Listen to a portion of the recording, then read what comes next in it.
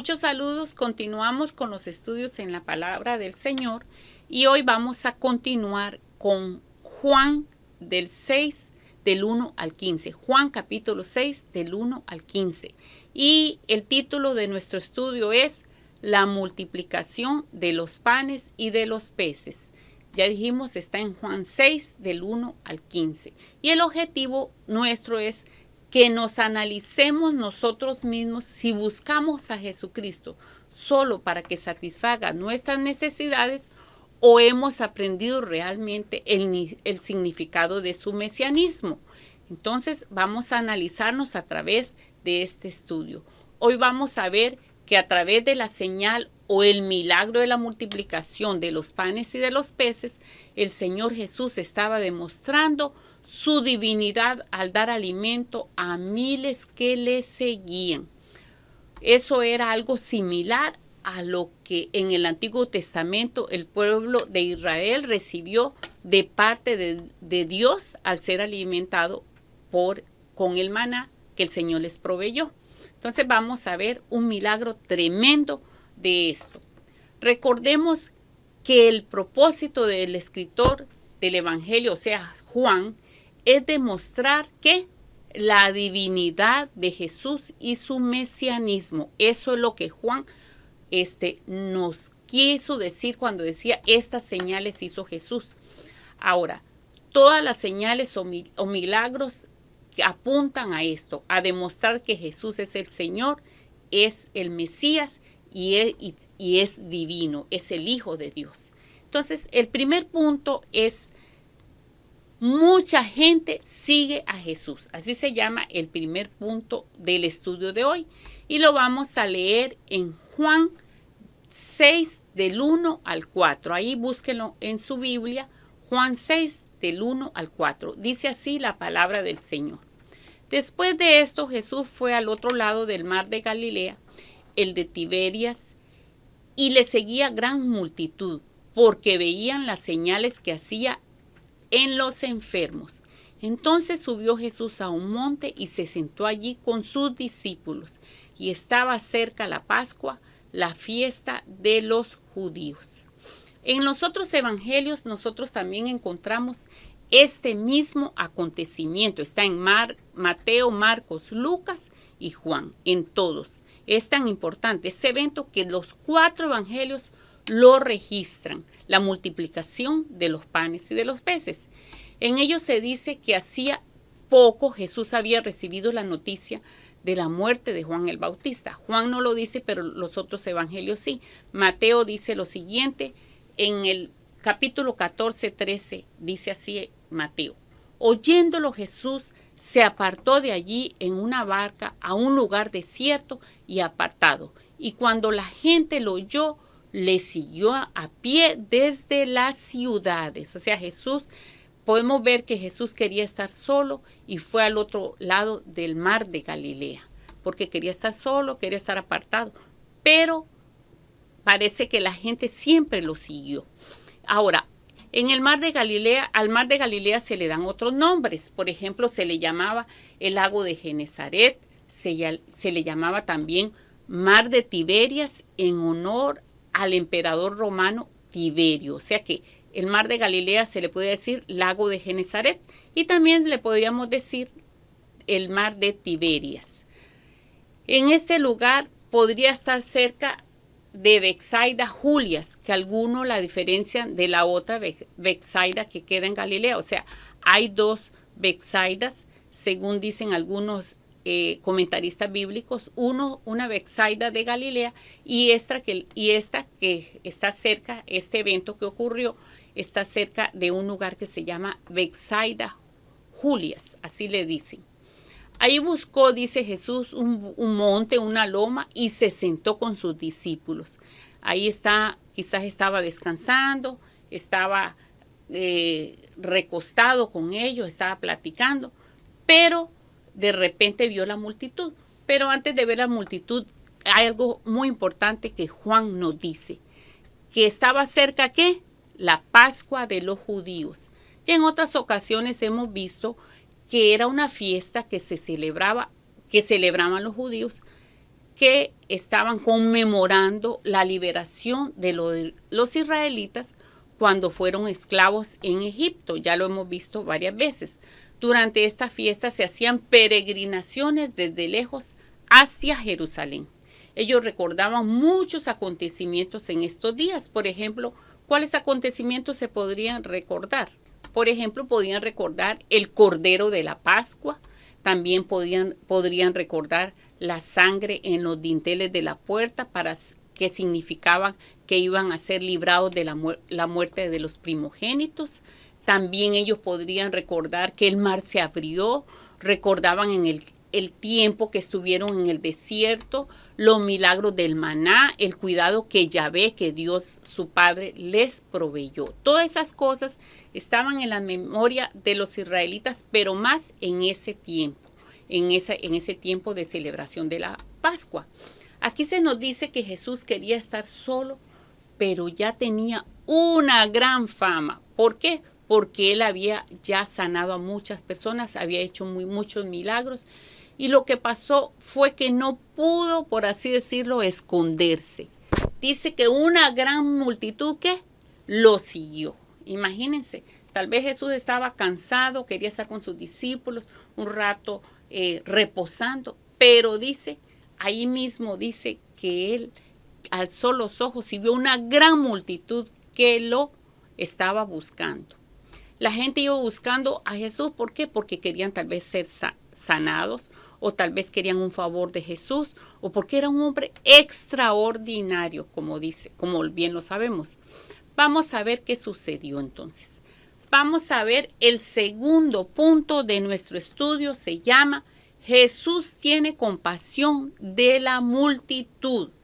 Jesús tiene compasión de la multitud. Eso lo podemos encontrar en Juan 6, del 5 al 8.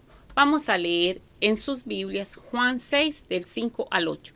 Dice, cuando alzó Jesús los ojos y vio que había venido a él gran multitud, dijo a Felipe, ¿de dónde compraremos pan para que coman esto? Pero esto decía para probarle, porque él sabía lo que había de hacer. El 7. Felipe le respondió, 200 denarios de pan no bastarían para que cada uno de ellos tomase un poco. Uno de sus discípulos, Andrés, hermano de Simón Pedro, le dijo, aquí está un muchacho que tiene 5 panes de cebada y 2 pececillos. ¿Mas qué es esto para tantos? Jesús estaba descansando, ya vimos. Aquí vemos que Jesús vio una gran necesidad, alzó los ojos y vio a la multitud.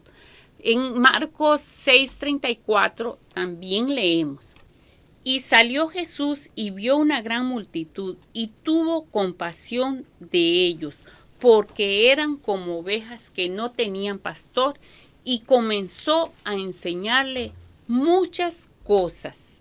Entonces aquí vemos que Jesús, dice Marcos, que tenía gran compasión, que tuvo una gran compasión donde vio a la multitud como que estaban sin pastor. O sea que el Señor siempre ve la necesidad del ser humano y Él tiene compasión. Eso es una de las características más grandes de nuestro Dios, su compasión hacia las necesidades de los humanos. Dios no es indiferente a nuestra situación, cualquiera que sea.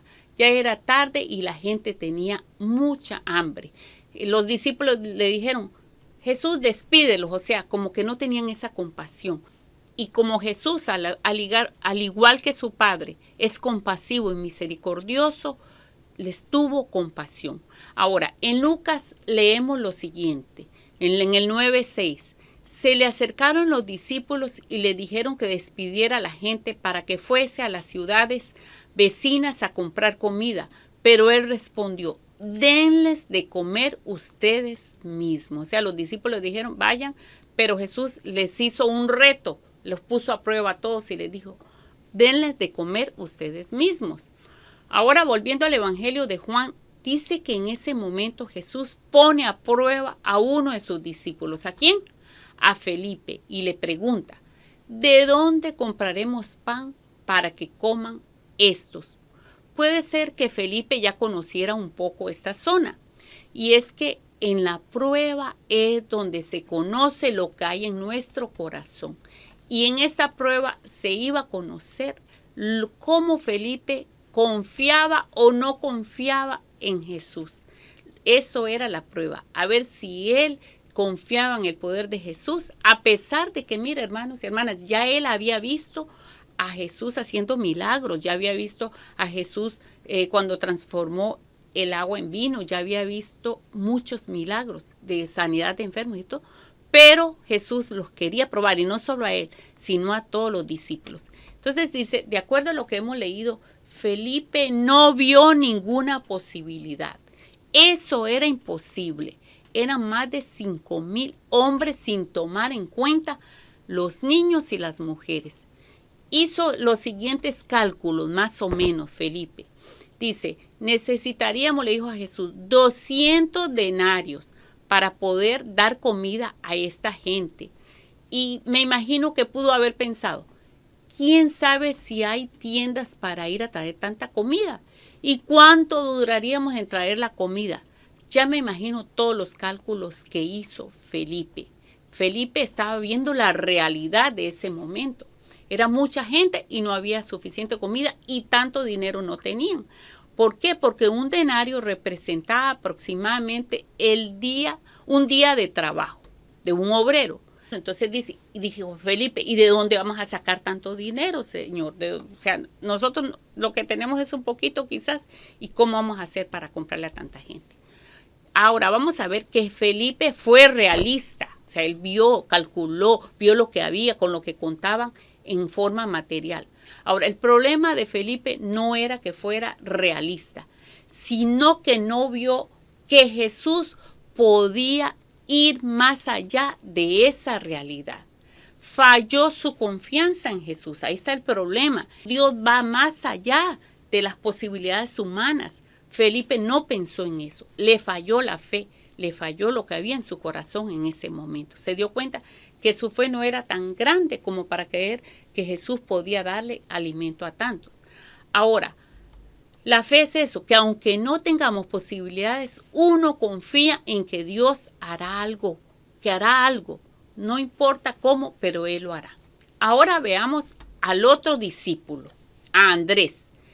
Dice que Andrés vio una pequeña posibilidad y se la presentó a Jesús. Ahí en el 8 dice, uno de sus discípulos, Andrés, hermano de Simón Pedro, le dijo, aquí está un muchacho que tiene 5 panes de cebada y 2 pececillos. ¿Mas qué es esto para tantos?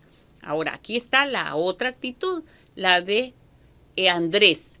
Tal vez hasta le pareció que se podrían burlar de él cuando le iba a presentar a Jesús esos que son unos panecillos y unos pececitos. Sin embargo, él mostró un poquito de fe en que Jesús tal vez podría hacer algo. O sea, aquí alguno dirá, no, tampoco tuvo fe porque dijo, ay, ¿qué va a hacer Jesús con eso? Pero bueno, fue con aquello un poquito y se lo presentó al maestro, se lo presentó a Jesús y le dijo, bueno, aquí hay un muchacho que solo trae esto, pero bueno, él tuvo un poquito de fe, pienso yo, y a veces Jesús mismo dijo en algún momento que si tuviera fe como un granito de mostaza, o sea, una fe chiquita, aunque sea como un granito de mostaza, el Señor la va a bendecir esa fe, el Señor la va a recompensar.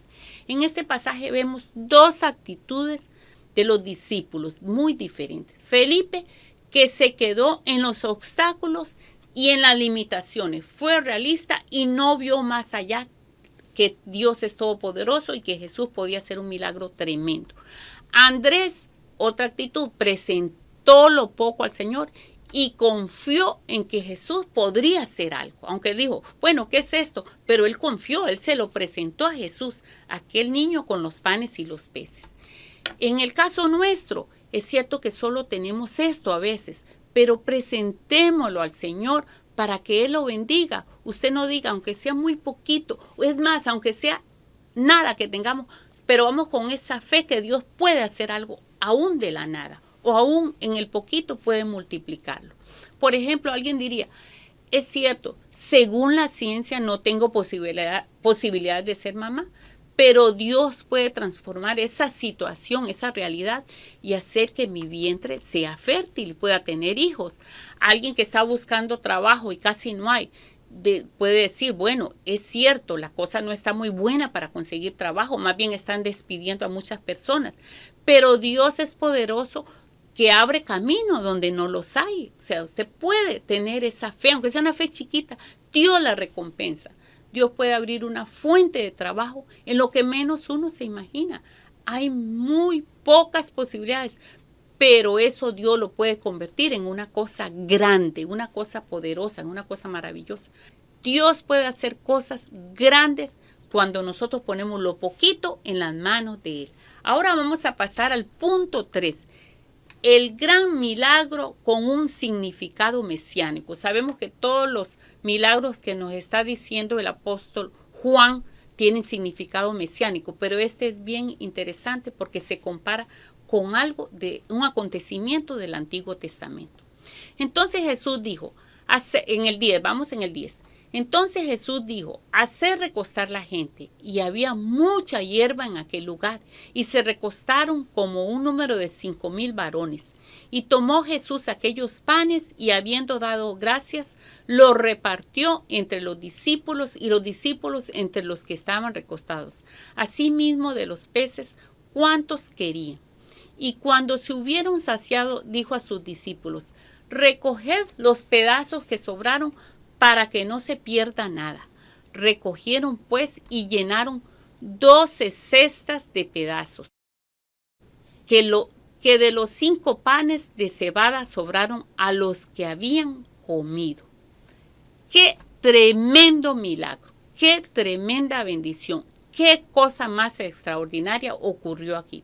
Ahora vamos a ver cómo fue que se dieron los hechos. Dice que primero Jesús los hizo recostar en la hierba. Todavía era primavera, según lo que podemos ver en este pasaje. Ahí recordamos el Salmo 23, donde dice, en delicados pastos me hará descansar. Jesús hizo a la multitud descansar en ese momento en delicados pastos. Ahora, los organizó en grupos. Por ejemplo, en Lucas 9:14 dice lo siguiente, y eran como 5,000 hombres. Entonces dijo a sus discípulos, hacerlos sentar en grupos de 50 en 50. O sea, vemos que Jesús les dijo a sus discípulos, acomódenlos en grupos de 50. ¿Para qué? Para que fuera con orden, para organizarlos bien. Luego, ¿qué hizo? Tomó el pan y dio gracias y lo repartió. Casi siempre el judío cuando oraba decía, bendito sea Yahvé por el fruto de la tierra y del trabajo de los hombres, y bendecían los alimentos. Entonces el Señor dice que dio gracias y repartió a sus discípulos y ellos lo llevaron a toda la gente. ¡Qué momento tan maravilloso! Hizo el gran milagro de multiplicar un poquito que trajo un muchachito de panes y peces por muchísimos. Imagínense qué emoción haber estado allí si usted y yo hubiéramos sido alguno de esos discípulos, algunos de los que estábamos presenciando eso. Qué impresión tan grande ver todas las personas comiendo, saciándose, pero hasta donde ya no podían, porque dice que al final sobraron 12 cestas de pedazos. O sea, era una cantidad tan grande y era un milagro tan extraordinario. Y me imagino los discípulos agarrando de aquellas canastas y sacaban uno y sacaban otro y otro y otro y otro. Y no se les acababa y ellos mismos se preguntaban, ¿pero cómo es esto? Un milagro tremendo que nosotros lo creemos con nuestro corazón. Entonces, vamos a ver también el significado mesiánico de este gran milagro. En el Antiguo Testamento, Dios proveyó el maná en el desierto. Hizo el milagro de que mandó el maná cuando estaba el pueblo de Israel hambriento. Nosotros lo vemos en el Antiguo Testamento. Aquí Jesús hace algo similar. Provee el pan para muchos hambrientos. Aquí fue algo que se compara lo del Antiguo Testamento con el pan que Jesús dio en ese momento. O sea, más de 5,000 personas. Transformó una mínima cantidad en miles de porciones más. Ese es el gran milagro. Dios tiene el poder de transformar lo mínimo en muchísimo. Qué momento de alegría, qué momento de regocijo, qué momento de gran sorpresa y de gran admiración por lo que Jesús estaba haciendo. Qué hombre, qué profeta había hecho. Es cierto que en el Antiguo Testamento algunos habían multiplicado el aceite y eso, por supuesto que era Dios, pero en ese momento dar de comer a tantísimas personas, y eso era un milagro mesiánico que significaba, apuntaba a que Jesús es el Mesías, es el Hijo de Dios, es el Señor que todo lo puede. Ahora, el Señor tiene el poder de saciar a su pueblo. Dice que repartieron entre la multitud y se saciaron hasta que sobró. Me imagino el montón de comida que sobró. Y entonces dice que sobraron como 12 canastas. ¿Y qué dice en Isaías 58:11? Y el Señor te guiará continuamente, saciará tu deseo en los lugares áridos. Oiga, qué tremendo eso. Y dará vigor a tus huesos. Serás como huerto regado y como un manantial cuyas aguas nunca faltan. Ahí se cumplió eso en Jesús. Él les estaba saciando en el desierto, aunque no era un desierto como completamente árido, pero sí era un lugar muy solitario. Ahora, la bendición del Señor es en abundancia, aquí lo vemos. El gozo que Dios nos da es en abundancia, la paz que Dios nos da es en abundancia. Es una vida plena, eso es la bendición de Yahvé. La bendición de Yahvé es para que tengamos una vida plena, para saciarnos de su amor y de su misericordia. Ahora, dice que sobraron 12 cestas, 12 canastas. En la cultura judía se ve el fruto de la tierra como la bendición de Yahvé. Por lo tanto, no hay que desperdiciar nada. Eso es una lección muy importante para nosotros. No desperdiciar la comida ni los recursos que Dios nos da. Y si nos sobra, compartir con el que no tiene, pero no botar las cosas. Ahora, las 12 canastas que sobraron para algunos, dicen comentaristas, representa que Dios saciaría las necesidades de las 12 tribus y a su pueblo, a la iglesia, ¿verdad? También dicen otros que lo que sobraba se lo daban a los que servían. O sea, para ese propósito era lo que sobraba. Ahora pasemos al punto número 4. Dice, la multitud malinterpreta a Jesús. Ahí está un problema que hubo, una situación que se presentó. Es cierto que este milagro apuntaba al mesianismo de Jesús. Y vamos a ver que ellos lo reconocieron como Mesías y como profeta, pero no a como Jesús quería, como Jesús era el mesianismo de Jesús, sino como ellos quisieron interpretarlo a su manera. Recordemos lo que leímos antes. Estaba cerca, ¿qué? La fiesta de la Pascua. Las personas tenían muy presente, muy claro, que Dios a través de Moisés los había liberado ¿de quién? De Egipto. Pero ahora una nación extranjera los dominaba. ¿Quién era esa nación? Roma, los romanos. O sea, que aunque los israelitas, los judíos en ese momento, y ahora también, pero en aquel momento celebraban la liberación de Israel, de Egipto, ellos no eran libres completamente en ese momento. Políticamente no eran libres. Estaban siendo oprimidos bajo los romanos. Ellos necesitaban otro libertador, ¿como quién? Como Moisés. Entonces vieron en Jesús el candidato perfecto, la persona perfecta para liberarlos de los romanos. Leamos en el 14. Aquellos hombres entonces, viendo la señal que Jesús había hecho, dijeron, este verdaderamente es el profeta que había de venir al mundo. Oiga, qué tremendo. Reconocieron a Jesús, dice, como el profeta que Dios mandaría, que al igual que en el tiempo de Moisés, Dios le mandó el maná. Este hombre llamado Jesús les estaba dando comida, igual que Moisés, cuando Dios hizo que cayera el maná. Entonces dice, bueno, si Moisés, Dios usó a Moisés, Dios está usando a Jesús aquí y nos está dando comida. Bueno, ¿qué más señal queremos? Este tiene que ser el Mesías, el que nos va a liberar, el que nos va a dar cosas que necesitamos.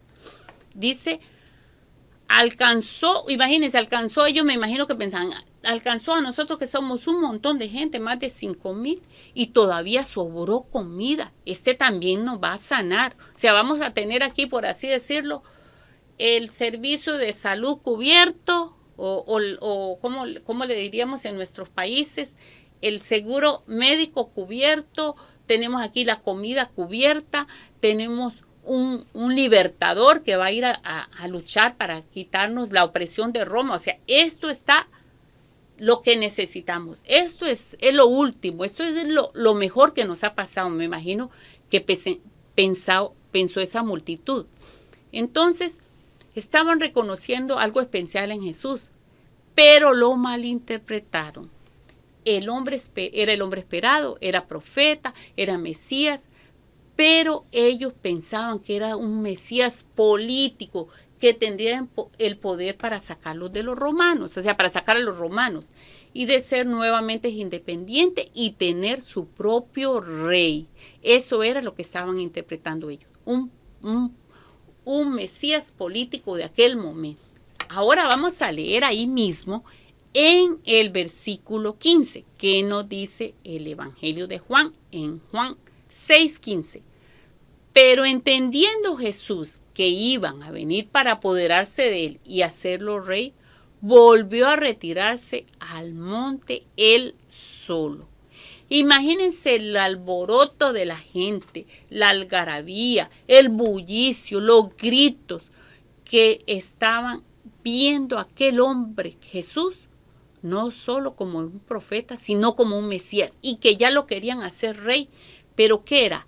¿Qué era ese mesianismo? Tenía ese mesianismo un significado político para su nación Israel. Claro que Jesús era el Mesías y el rey, pero no a la manera que ellos lo estaban viendo, que lo estaban malinterpretando. Para ellos hacer rey a Jesús, ¿qué era lo que iba a significar? Un título político, una revuelta o rebelión contra el gobierno romano. Iba a significar para ellos, según ellos, un sistema donde iban a ser saciadas todas sus necesidades, tanto de salud como económicas y de comida. Ya no los gobernaría Herodes, ni estaría bajo el dominio de los guardias y de los gobernantes romanos. Israel sería independiente nuevamente. O sea, esa gente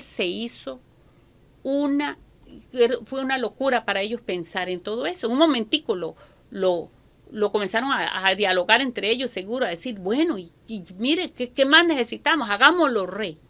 Aquí se ve definitivamente que no entendían que el mesianismo de Jesús no era limitado a una región o a la nación de Israel.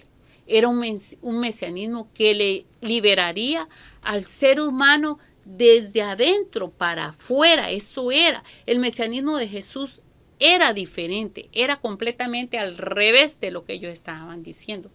Era una liberación espiritual que afectaría todas las demás áreas del ser humano. Sería una liberación que pondría al ser humano en paz con Dios y en paz con los otros hermanos, con los otros seres humanos. Ellos tenían una mente muy limitada, solo veían lo presente y natural. Solo querían usar a Jesús para sus propios fines políticos. Eso era lo que ellos querían. Eran egoístas, no pensaban qué quiere Jesús, qué quiere el maestro, qué amor tan grande. Ellos no estaban pensando eso, sino nos sirve para nuestra revuelta y para ponerlo rey y sacar a los romanos y nosotros estar bien. Entonces, eso era el concepto que tenían ellos de Jesús, del mesianismo de Jesús. El mesianismo de Jesús es trascendente, es un cambio radical en el interior del ser humano. Eso es el mesianismo de Jesús. Era una transformación completa del ser humano. El mesianismo de Jesús es universal y es eterno. Por eso dice, Él es Rey de Reyes y Señor de Señores. Qué difícil debe haber sido para Jesús ser malinterpretado, incomprendido. Hasta los discípulos suyos en muchos momentos no lo entendieron, lo malinterpretaban y entendían otra cosa al revés. Qué difícil es para nosotros hoy día, hermanos y hermanas, también comprender quién es Jesús. Eso es ahora para nosotros, apliquémoslo a nuestra vida. ¿Comprende usted o comprendo yo verdaderamente el mesianismo de Jesús? Por eso es el objetivo de esta lección, comprender hasta qué punto nosotros hemos entendido el mesianismo de Jesús. Para algunos es el rey temporal que los complace, ese es Jesús, el que hace milagros y los saca de dificultades y apuros temporales. Otros quieren poner a Jesús a su servicio y otros lo ven como el que los complace en su ego.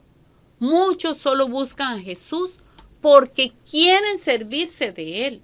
Solo lo buscan para que Jesús les dé los panes y los peces. Y una vez que Jesús les satisface su necesidad, se olvidan. ¿Cuántas personas llegan y piden oración? Y no estoy diciendo que no lo haga, todos lo hacemos en algún momento. Pero la diferencia es que unos piden oración, Dios le da la bendición y siguen sirviendo al Señor. Pero otros que solo van por los panes y los peces, Dios les concede la bendición y se olvidan y vuelven otra vez a servir al mundo, a servir a su ego.